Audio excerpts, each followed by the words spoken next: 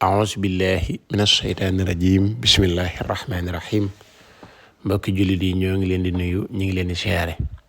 rawatina ñuy topp ci saa su ne ci seen bi di Asrar 313 TV tey nag ñu bëgg a jàngalante ak yéen benn secret boo xamante ne day dox ci wàllu jubóole jëkkër ak jabar nga xamante ne dañoo nekk di sëy ba pare amuñu jàmm buñ ko defee rek jàmm day daal dikkaat seen diggante moo xam jëkkër ji la moo xam jabar ji la. balaa loolu nag may sàkku ci yéen ngeen di sem vidéo yi tey gën di abonné ci sem bi di ko partagé surtout sem bi sax bu ngeen dee ba sem bi day waral vidéo day gën a tas gën a mën a yaatu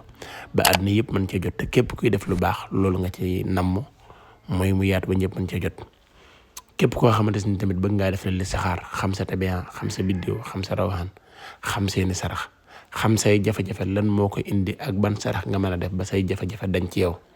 ak naka nga mën a def ba mën a dund bu dal dund bu tey te doo amati benn gàllankoor loolu lépp ci listixaar lañ ko mën a xamee.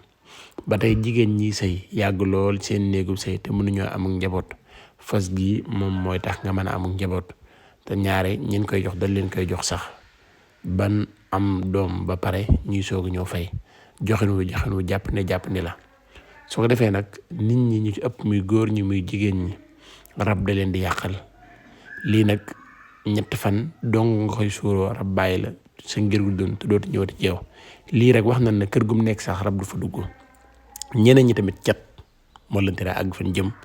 cat moo leen tere doon liñ bëgg a doon cat moo leen yàqal ci lépp moo tax danga koy am cat bàyyi la diirub 6 mois incha allah. su ko defee ma ñëw ci li nga xamante ne moo ma tax a jóg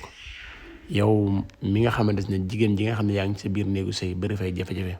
wala góor gi nga xam ne yaa ngi sëy te mënoo déggoog sa jabar comme ci doon na ku ci am jafe-jafe dafa xeele bind lii suy na ngay bind ba mu jeex nga ubbi waaw yi ci nekk yépp def ci seen tur yow mi koy def nag yaay def sa tur ci kaw moom mi ngi koy def turam ci suuf soo paree nga boole ko ak was-wasoor sangoo ko juróom-ñaari fan seen diggante mooy